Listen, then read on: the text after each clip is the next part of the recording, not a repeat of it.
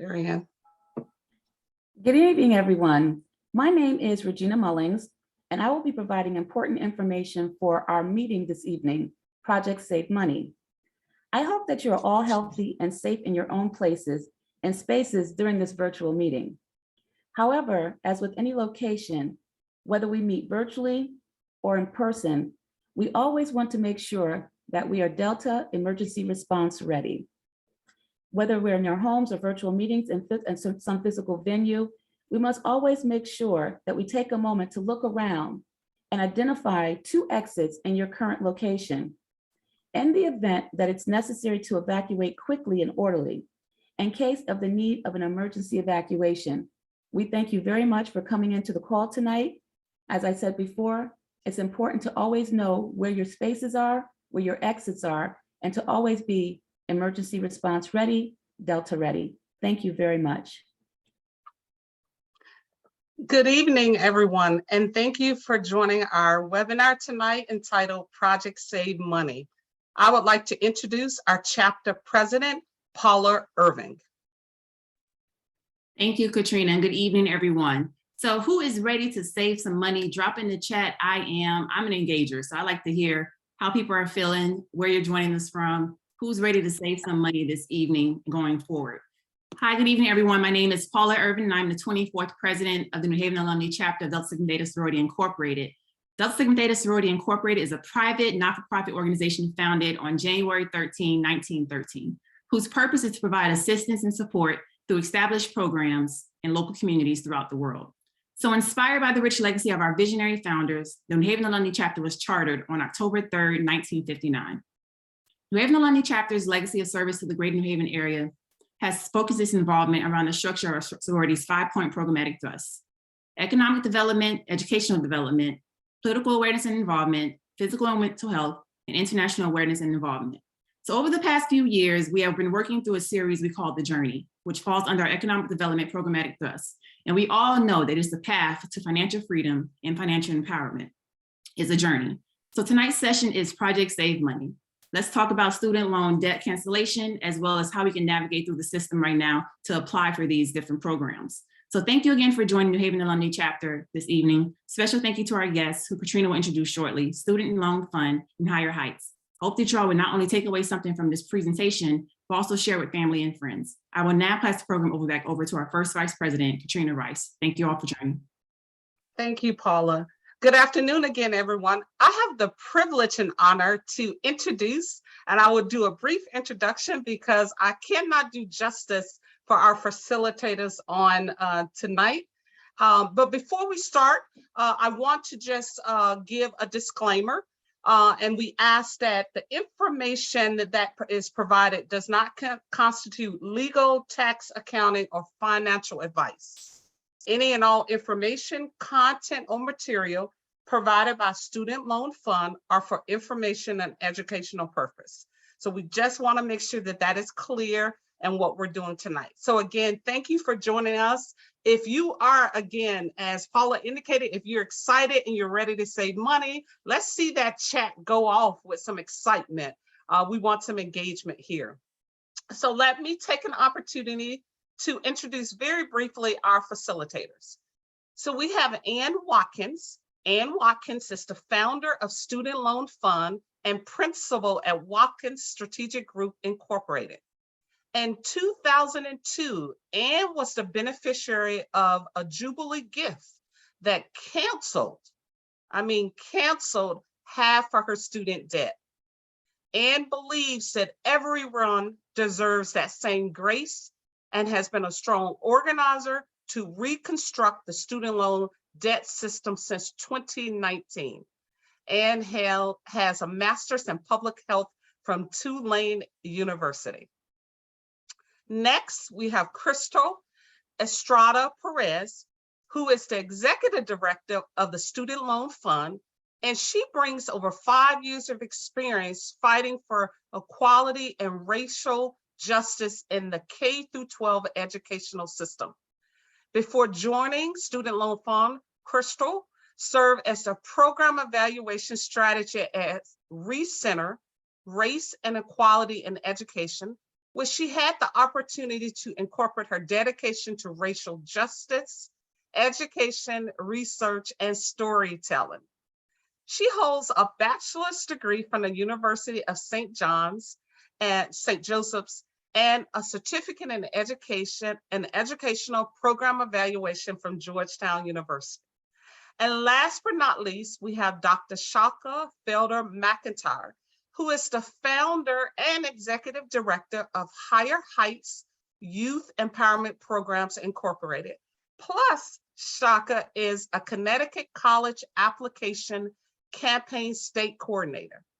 For the past 19 years, Shaka in Higher Heights has helped advance high school graduation and college enrollment rate for over 10,000 students throughout the state of Connecticut. Shaka received her doctoral degree in educational leadership from Southern Connecticut State University. In addition, Shaka is one of our members of the New Haven alumni chapter of Delta Sigma Theta Incorporated. So I tell you, this panel of facilitators are well versed and are ready to provide you some very interesting information. We encourage you to utilize the chat. Please put all your questions in the chat, and we're going to ensure we attempt to get to all of those tonight, and if not, we will do a follow-up. So now I will hand the floor over to our phenomenal facilitators to get us going. Thank you. Thank you so much, Katrina, and thanks so much to all of you for inviting us into your space to share some information that we're pretty excited about, and we're thrilled to be here with you tonight. Just to give you a little outline of how it's going to work, we will go through both. At the start, we'll go through the Biden cancellation, and that's the most recently announced student debt cancellation. We'll walk you through that process. It's really quick. You'll apply if you're eligible. And then we're going to move on to public service loan forgiveness, which is designed for people who work either for governmental institutions or for nonprofits. And we'll give you, there are lots of details, and Krista is a wealth of knowledge there, so she'll walk you through that process. We also are going to share at the end links so that you can easily sign up to attend either our workshops or our office hours, where you can get direct assistance from folks who work with us who've been providing resources to people, particularly as they apply for public service loan forgiveness. So that's just to show you tell you a little bit about kind of how tonight will work. I'm just going to share my screen so you can see some slides.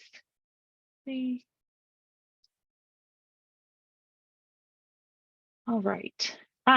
So we started Student Loan Fund in 2019 as a way to bring borrowers together to organize, to really reconstruct the predatory systems of student debt that so negatively impact our families and communities. We know that 45 million Americans are burdened by student debt, and they're carrying a burden of $1.7 trillion in student debt. We know that Black women carry the heaviest burden of student debt. So Student Loan Fund is really focused on student debt as a racial justice issue. We are borrower-led. Krista is our executive director. We have folks throughout the state who are working to change policies in Connecticut that affect people's daily lives with respect to student debt. So first, let's talk about Biden's cancellation, then we'll go into the PSLF and PSLF waiver, and then we'll go to Q&A. Also, as Katrina said, put your questions in the chat and we'll make sure that we get to those. All right, that's who SLF is. Okay, we're going to give you something fun to do first. Let's start with this. This is what we call the Biden cancellation because President Biden put it into effect, but we also call it the 1020 because if you are filing as an individual and you make $125,000 or less in either 2020 or 2021, you can apply for the Biden cancellation. If you are a family, you need to make under $250,000. Krista, if I say anything wrong because I'm talking fast, will you correct me? Okay, so this is where you get to actually do something. I'm going to put a link in the chat. You can go to that right now. And that is the Biden cancellation link. Shaka, Dr. Felder, you've done this already, right? I did it the day it came out, and it literally took me less than 2 minutes to complete. Great. So fantastic. Personal testimony. We love it. It's easy to do. Go ahead and just do it right now if you're eligible. So here are the qualifications. You need to make under $125,000 as an individual, under 250 as a family. If you, oh, Mary Weir, yours is done. Yay! All right, there are certain loans that are excluded from this.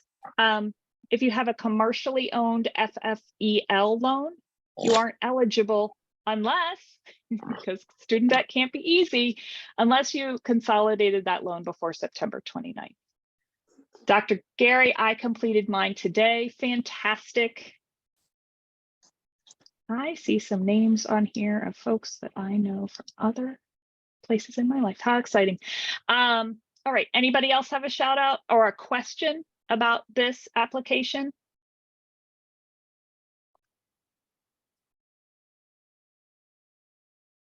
There's a question that says, does the 2020 cover the 2019 salary?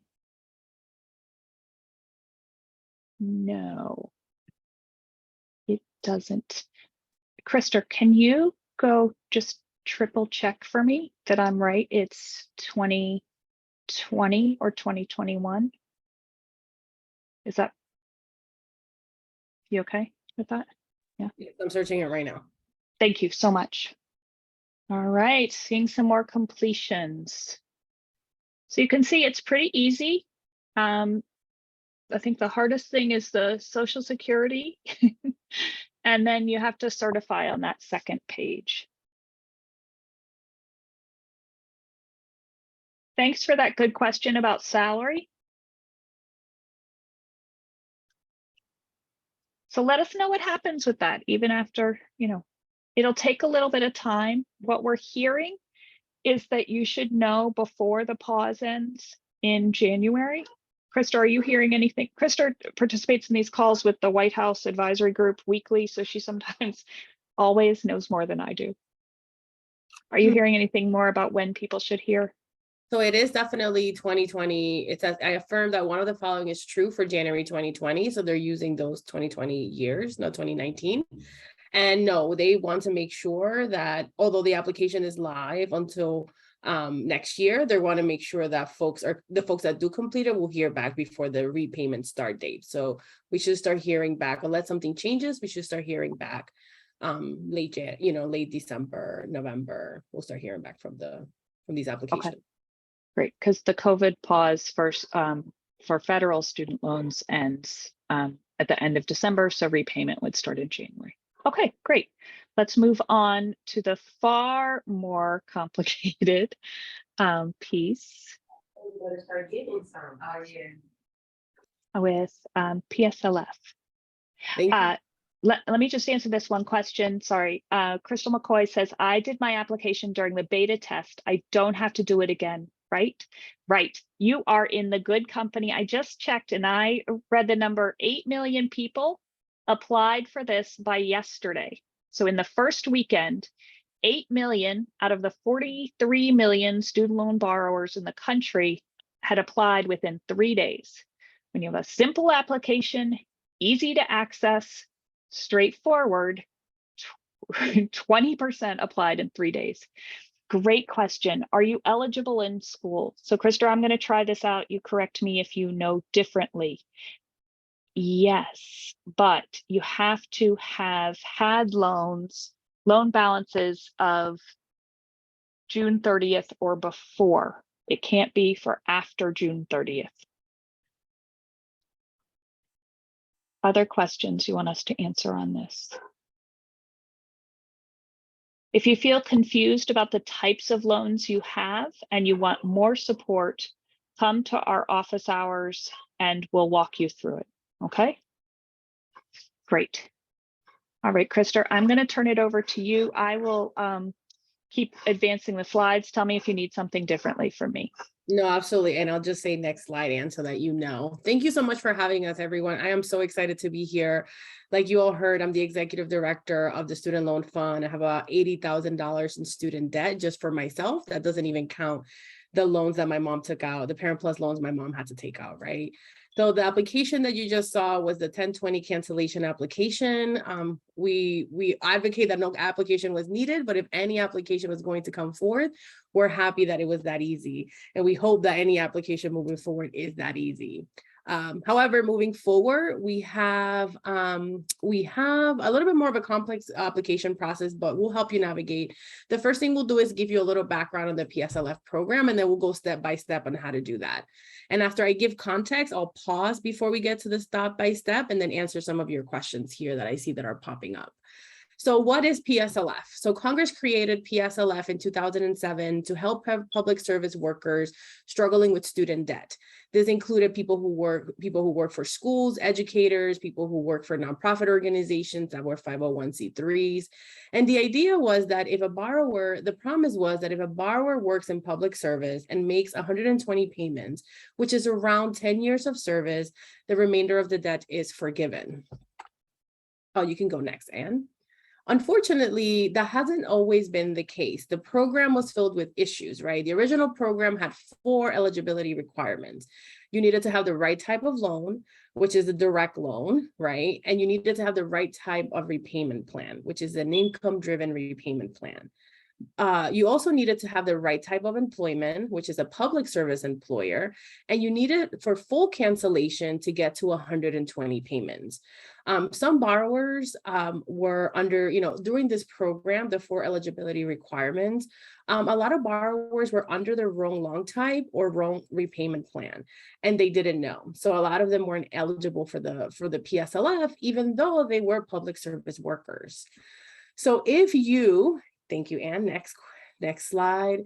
So in order to deal with some of the issues, right, the structural issues that were happening with the public service loan forgiveness program, they created the PSLF waiver on October 6th of 2021.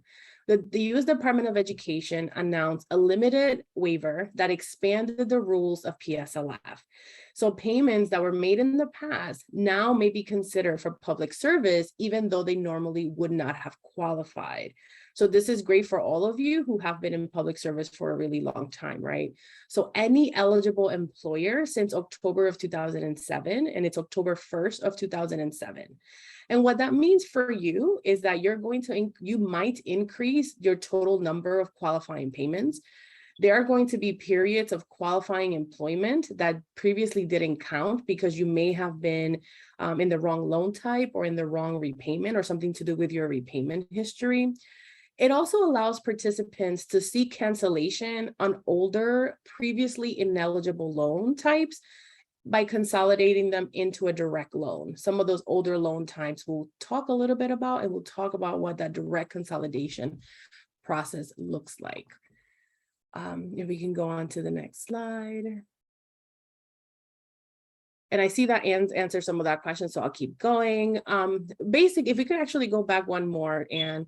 Essentially, the big 2 changes that you want to really take into consideration is that from October 1st, 2007 on, you're going to get credit for all types of loans, regardless of whether they were direct or not. And you're going to get credit for any payment made under any payment plan, right?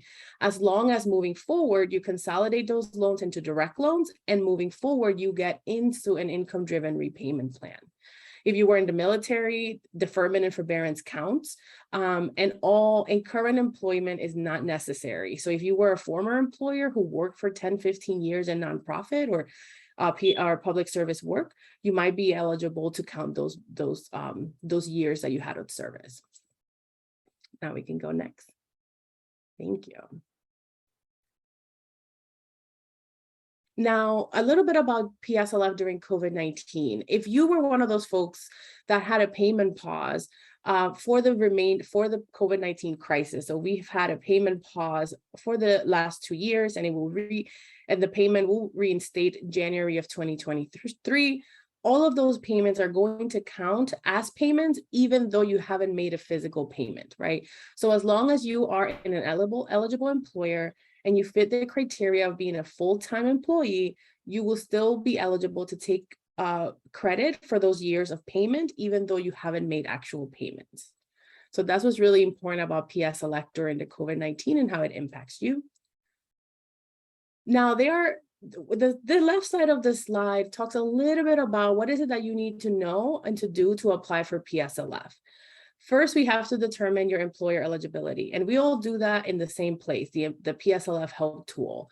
You have to certify employment, your same place. We're going to do that in the same place together.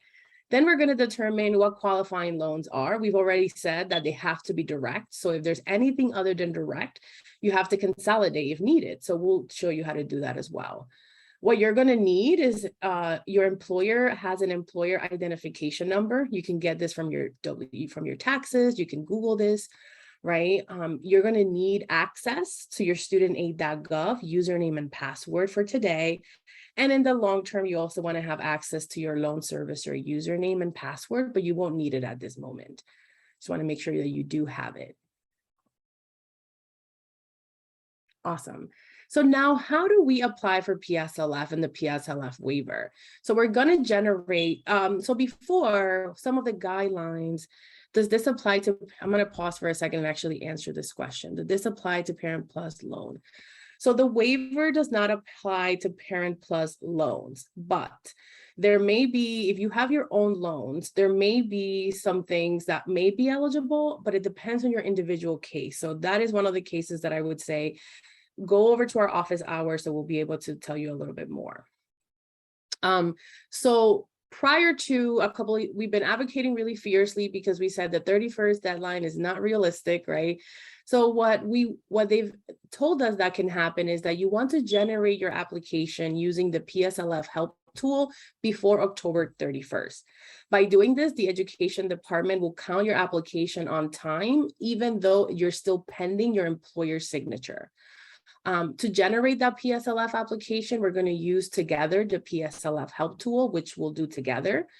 But you might make sure that you add all of the employers and get to the end of the application where you will download the PDF application. So we want to make sure that you add all of the employers you want credit for. And of course, we'll consolidate if you need to consolidate, and we'll go through what that step looks like. Go next.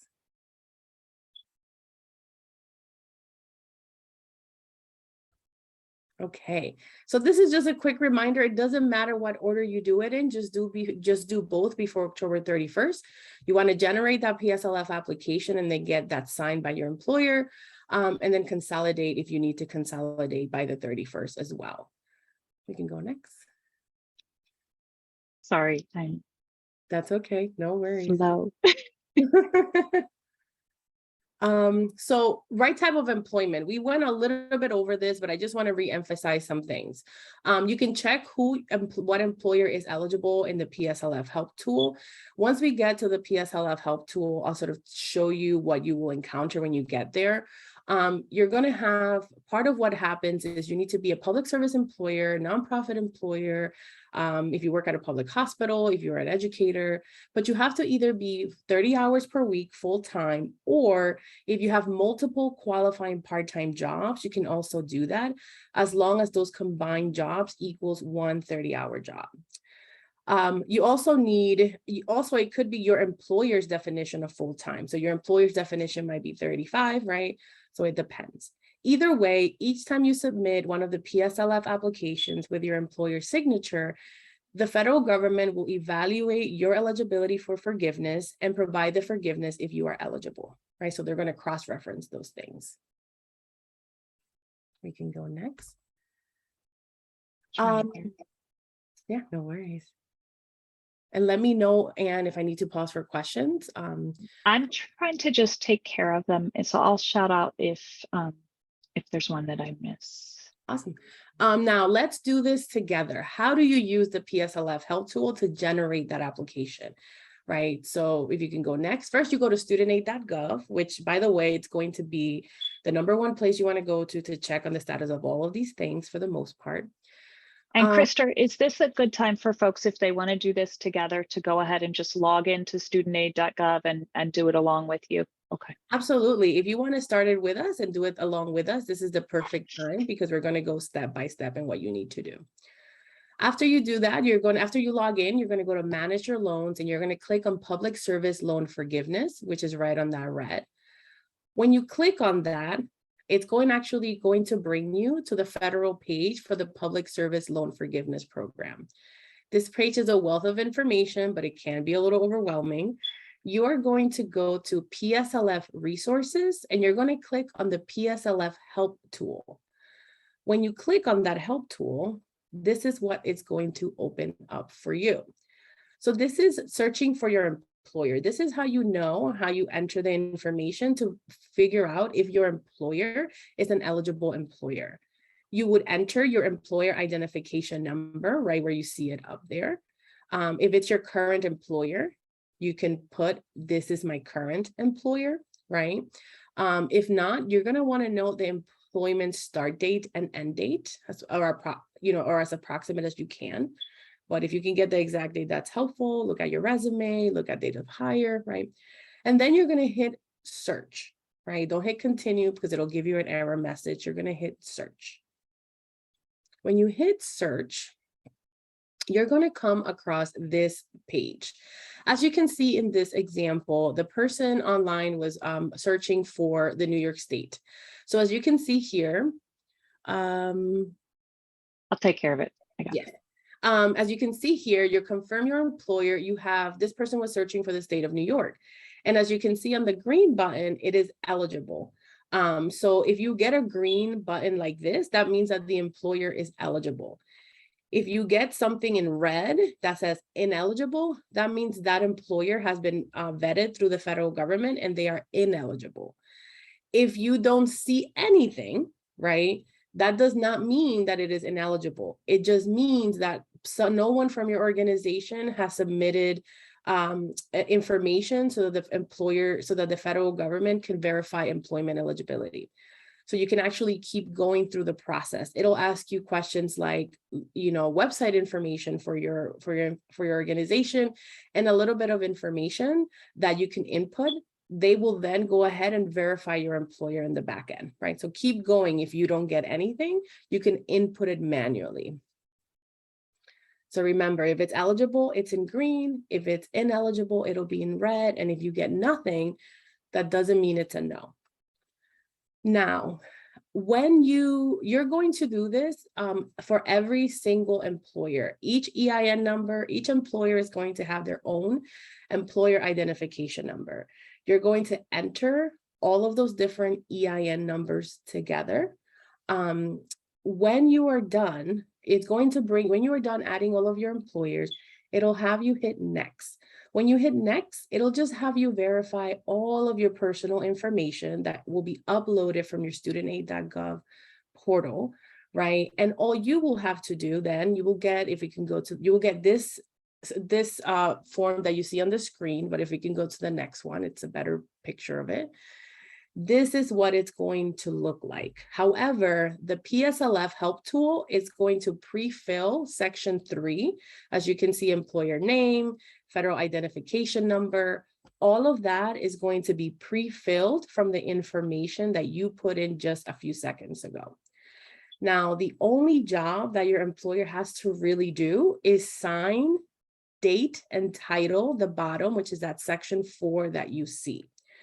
Now, the most important thing is that when you send this over to your HR department, that they use what it's called a wet signature. That means that there are no Adobe signatures allowed, that the only way that, one of the ways to do it is you can email it to them, they can print it, sign it, scan it back to you, right? That counts, but no Adobe signatures. But that is what, and each of your employers is going to have this. And if you have more than one employer, you're going to send each of these slides to your employer so that they can sign, each of these forms so that they can sign. So can I interrupt? There are other signature options, but they just get more complicated. So since The waiver application ends October 31st. We're trying to give you the fastest option. Again, if you go to the office hours, they can talk through the other signature options. There is a way for them to take a picture of the signature and enter it. You just can't, you can't use the Adobe signature. Yeah, so to answer your question, Rashonda, yes. So any employer that you put into the PSLF form that you have been employed since October 1st of 2007, you will send this to them. So the PSLF help tool will generate the form. You will then be able to print it out, and then you will send that over to the HR department of all of the employers that you have had since 2007, so that you can get credit for payments made while you worked for them. And this is particularly good if you have already applied for PSLF cancellation and you've gotten denied, right? Because many of those denials came from wrong repayment plan, wrong loan type. So if you've already applied, do that again, right? So you're going to send these to these employers.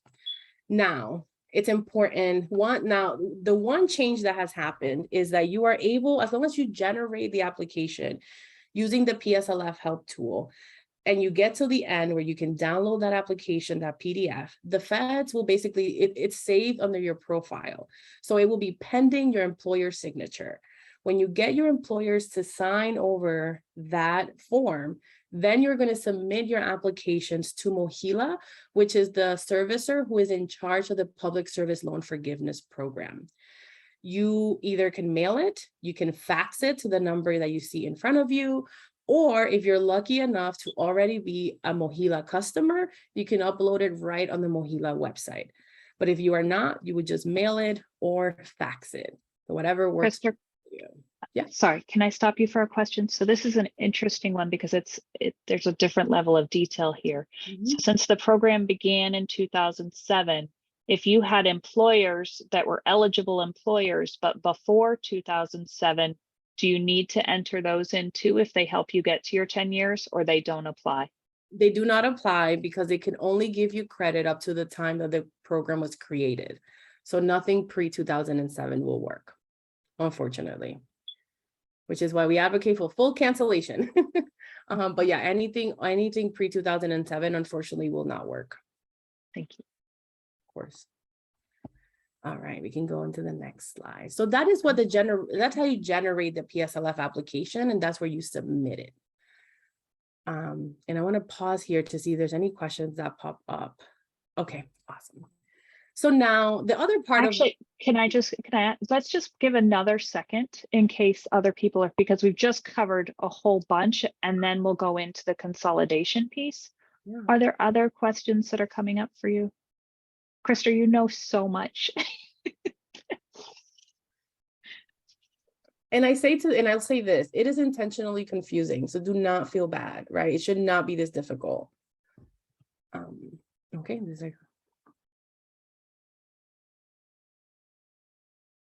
All right. Okay. Sorry for stopping you. I just want to give. No, this is good. I'm a talker, so pauses are good. Okay. So now the two things that you got to make sure is that you generate that application using PSLF. And now if you need to consolidate, you do so. So how do you know if you need to consolidate? Well, let's figure out together how you determine what kind of loan type you have. Again, we're going to log into studentaid.gov. Once you log in, if you go to the next slide, you're going to see your main dashboard. And you're going to see your aid summary. On the left side, you're going to see loans covered in blue. And then you're going to see your grants in green. Now, you will be able to view details and you will be able to download your data.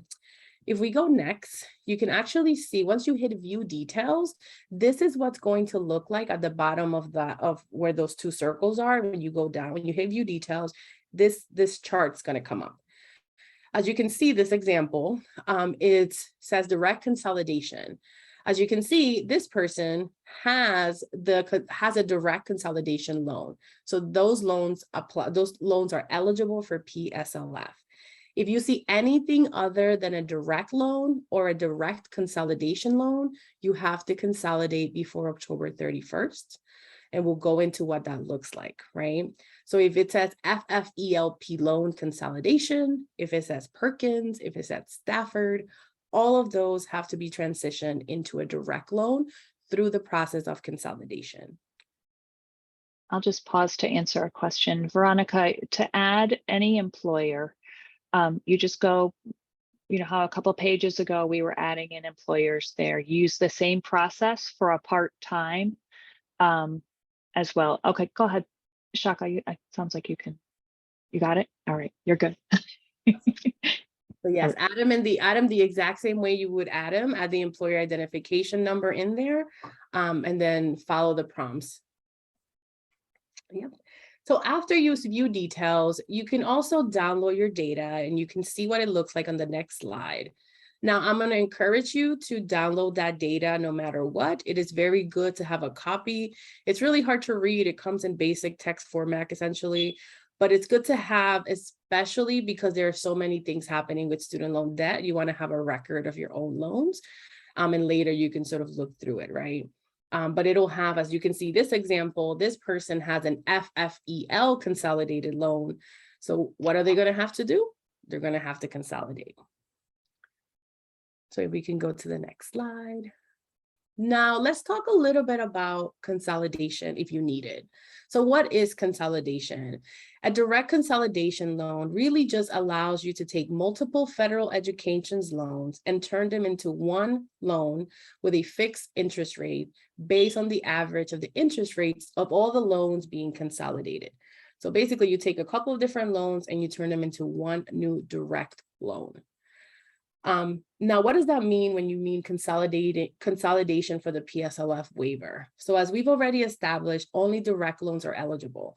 So if you have anything else than that, if you have that FFELP or that Perkins, you got to consolidate, and you're going to do that. And unlike the PSLF application, the direct consolidation application is completely virtual. So you don't have to send anything in, which makes it easier. One very important note that you want to consider is that when you consolidate, the interest that you currently see on your account will actually be added to the principal, which then makes the loan a little bit bigger. Unfortunately, that is the only way to apply for PSLF if you have the wrong loan type, is to have that consolidation. But we wanted to make sure that you all knew that, right? That you will see that happen, but you will see what your new loans are your new loan total will be and what your interest rate will be as well. And we'll see that on the next slide. Hold on. Shaka, did you have something to say?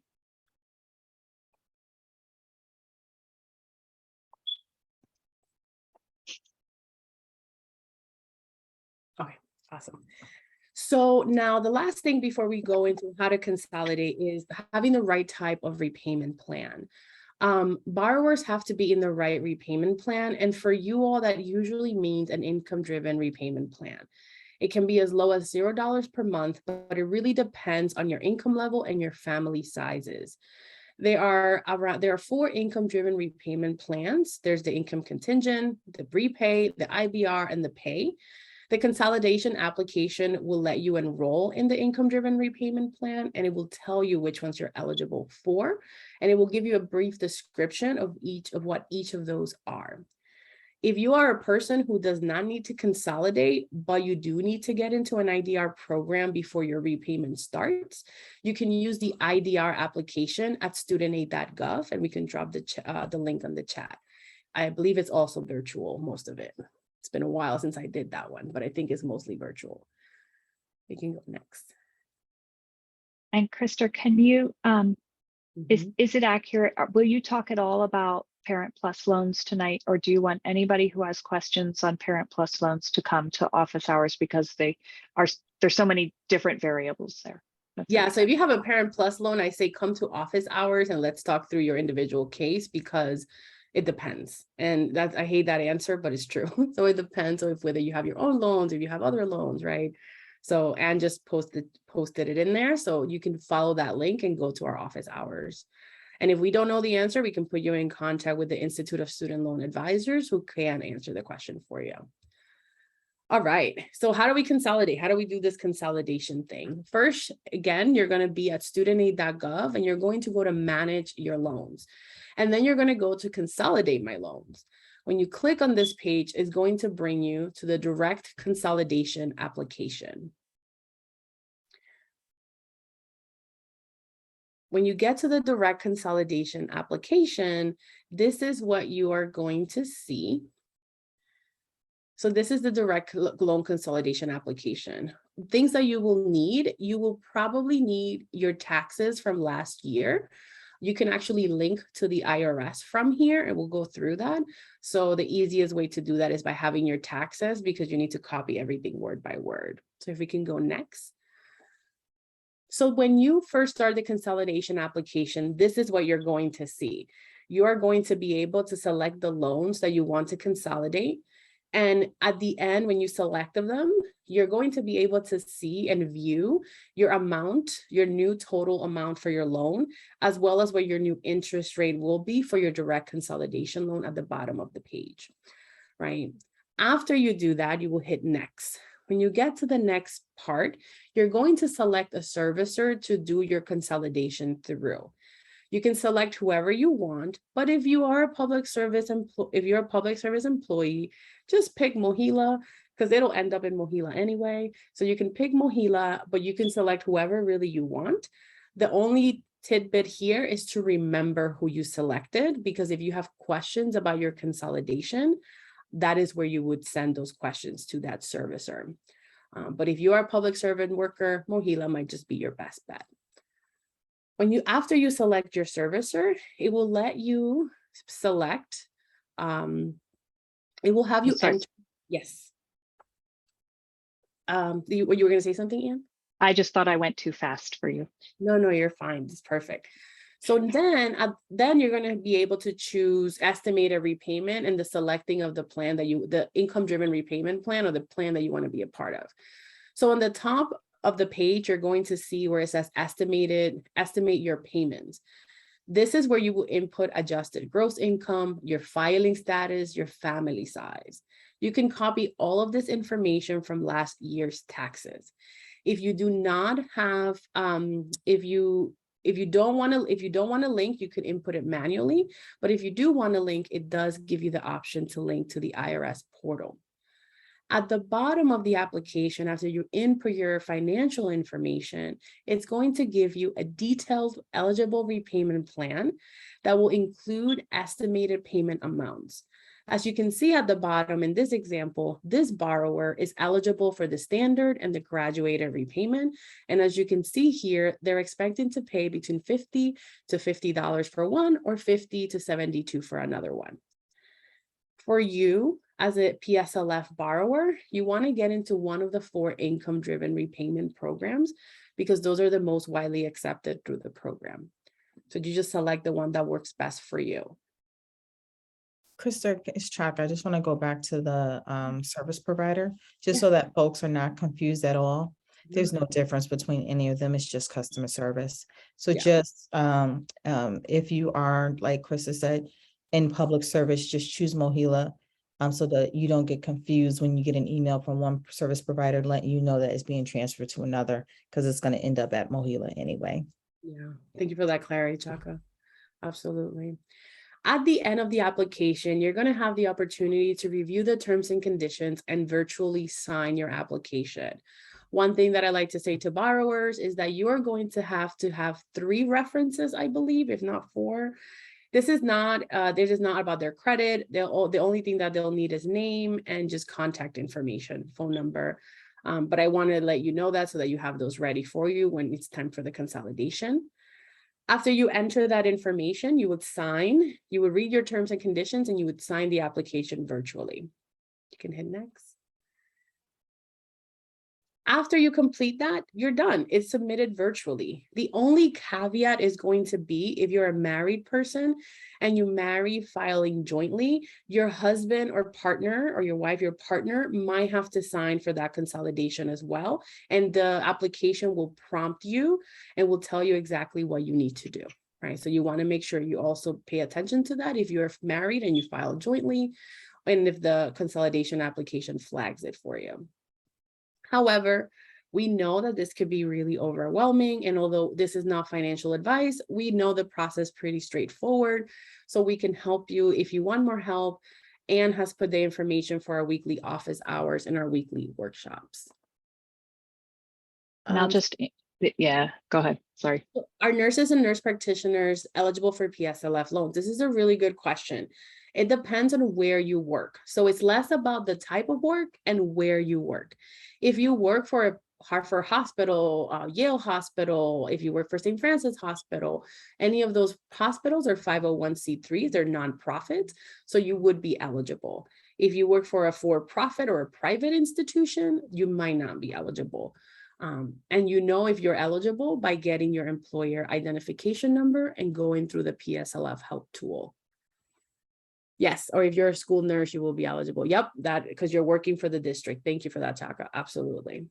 And just to take that point a little bit deeper, is it's all about who your employer is. It's not what role you hold. So you could be a custodian at a school with student debt and you're still eligible. You could be a superintendent and still eligible.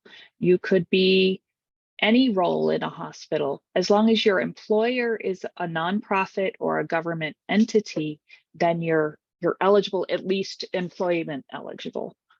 And what if you work for an organization that is fiscally sponsored by a nonprofit? Oh, Rashonda, I hear you. Who writes your paycheck?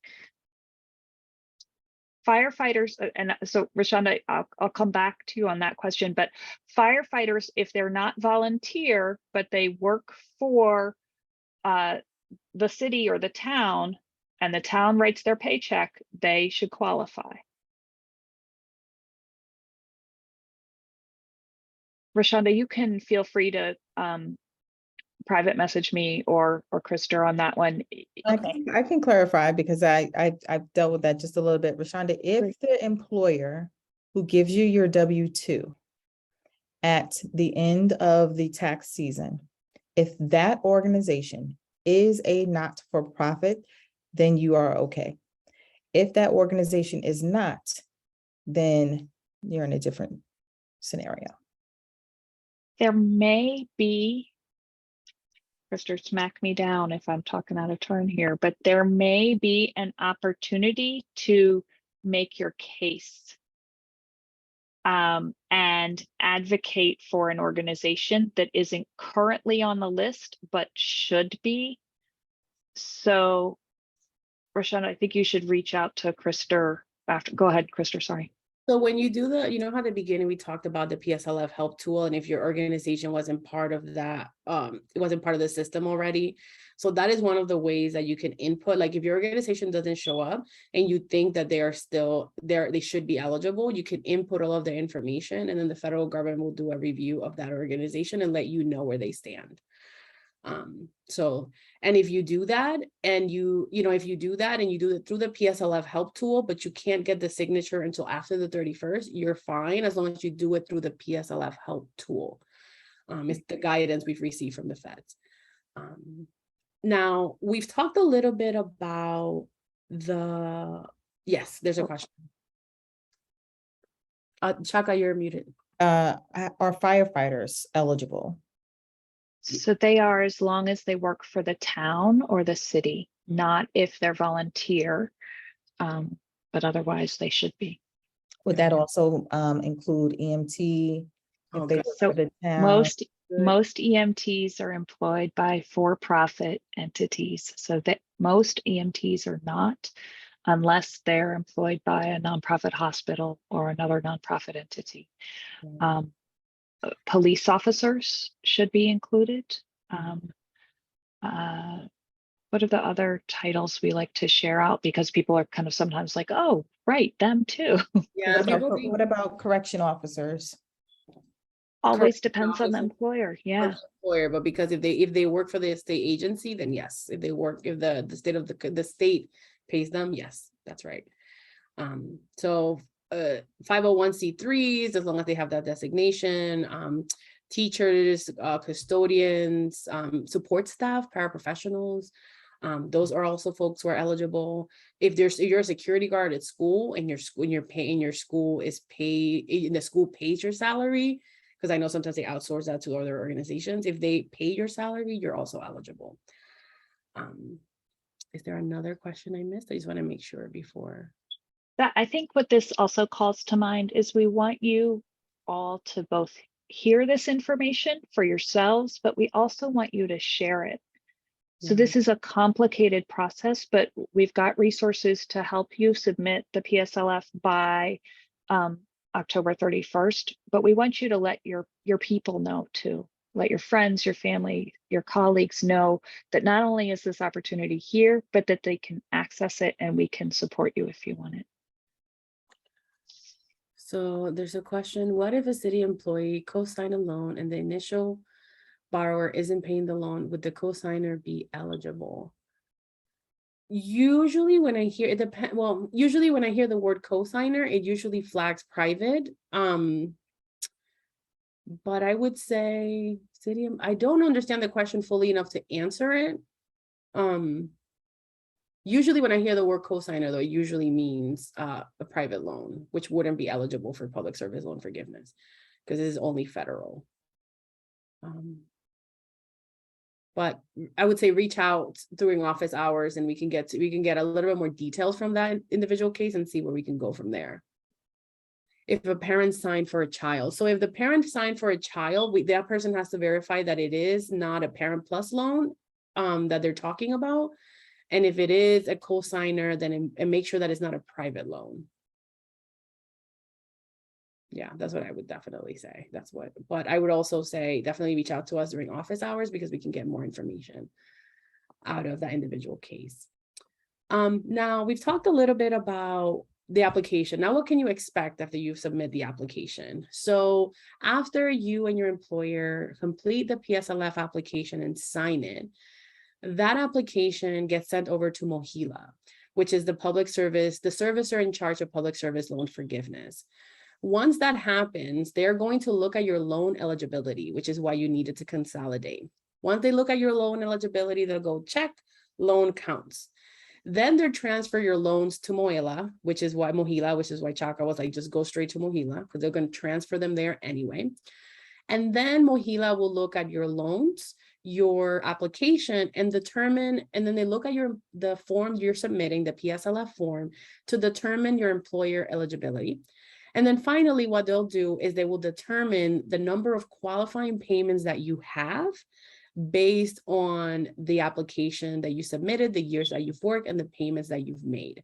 And what will happen is that most servicers right now, when you log in, will have a tracker at the bottom that talks about PSLF, and it'll say number of type of loan, number of qualifying payments, number of eligible payments, and you will get an expected cancellation date. If your servicer doesn't have that chart, you still should be getting an email from the from the Department of Education. Now, timing wise, we know that it will take at least 90 days for them to process these applications. And we are on the realization that it might take a little bit longer than that, right? So you can check in, just be ready for long wait times. But know that around 90 days is what usually it's been taken to process the applications fully. And Krister, as people, just because we keep getting this question off of our website these days, if people are trying to find out after they've submitted or after they've initiated their PSLF application online, generated it, how long until they can at least see that there's been some movement or some progress? The 90 days is the answer from studentaid.gov website. You might see it sooner, you might see it later. The closer you are to the deadline, the longer it might take because you're going to be met with a lot of different borrowers who are doing the same thing. What I will say is just double check that you generated that PSLF help tool, that application using your PSLF help tool before October 31st. Make sure you do that and make sure you consolidate, do the pieces that you need to do ahead of time. But 90 days is usually what we're hearing. And if you do call, we've heard that it's about a 2-hour wait, but it depends on, date and time. So, I say that to say you can call They might not be able to give you information and they'll wait by me a while, but you can also Yeah. call. I did see on their website today that they have a place where you can go and submit a query. Where am I? I don't know how long it takes for people to get responses to that, but that could be an option too. Yeah, they're Right. adding that because we've been putting a lot of pressure because there's a lot of borrowers who just don't know where they are. And it's unfair because they don't know, right? Especially with the looming deadline. Okay. So that is what you can expect after that. And I think that was our last slide. So I'll just sort of pause here for questions. Make sure there's, if there's any questions. What if I submitted the form without using the online tool? Will I need to resubmit? So I would say if you already Chaka, do you want to answer it first and then I'll go after you? Oh, I know what you're gonna say, but I'm gonna add after that. Go for it. I was gonna say, so if you already submitted, I would say you great. I would still generate it on the PSLF help tool just to be on the safe side, right? Because there's a record of when you submitted, right? It tells you that actually, if you go to studentaid.gov and you go right on the right-hand corner where your name is, you'll actually be able to go into documents. Under those documents, you can go into PSLF completed forms, and it will actually give you all of the applications you've submitted over the years, and it will tell you date and time. So yes, I'm glad you did it already, but just to be on the safe side, do it again to the studentaid.gov portal. Yeah, Brianna, I want to add to that. Use the PSLF help tool because it keeps a running record with the US government so that if there was a question about an employer that you had, they have a record of it versus you having a pen and paper version. It's really easy to do the PSLF help tool, either through the app or even through the desktop version. So I would strongly advocate for the PSLF tool. It's a running record for the government to know who your employees are. We would say also advise with the Biden cancellation, the one we talked about first, make sure you screenshot that when it says that you've submitted. Take a screen. We are big advocates for screenshotting copies, keep your records. You talk to somebody on the phone, you take their name, write down the date and the time and what you talked about, like keep your records. Not a lot of faith and trust here. To contextualize why we're asking you to keep the records, and on September 29th, we woke up to a message that FFEL loan holders would not be eligible for the 1020 cancellation if they had not consolidated before September 29th, right? And so a lot of our advocates had pictures like you didn't say anything before then, right? So that's why we say always download your data, always take screenshots, and always save as much as you can. So that way it's on them, not necessarily on you. Although it's never on you because you shouldn't have that to begin with. This is awesome. This is great. So we have time for one more question in our chat.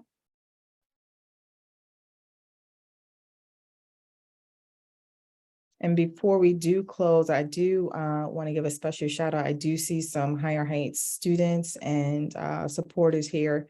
So I do want to, not Higher Heights students, parents. I just want to give a shout out. I do see some Higher Heights parents here. So we do have a question from a Higher Heights parent. You said Pell Grant needed to be consolidated, correct? That's for you, Krister. Oh, but you can't, can you unmute?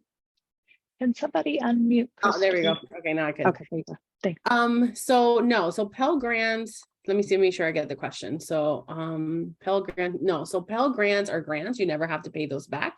So the only thing you need to know about Pell Grants, if you were eligible for Pell Grants when you went to college and you make less than 125 as an individual or 250 as a couple, you might be eligible for the Biden cancellation. But you do not need to consolidate any Pell Grants because that's basically free money. You don't have to pay that back.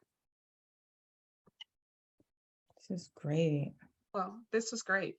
Well, thank you. We're right at the top of the hour. Let's give all our facilitators a round of applause. Yay. And we hope that they were able to share some valuable information with you. Now, a few things we need to ask of you. We are going to follow up with your email with a survey.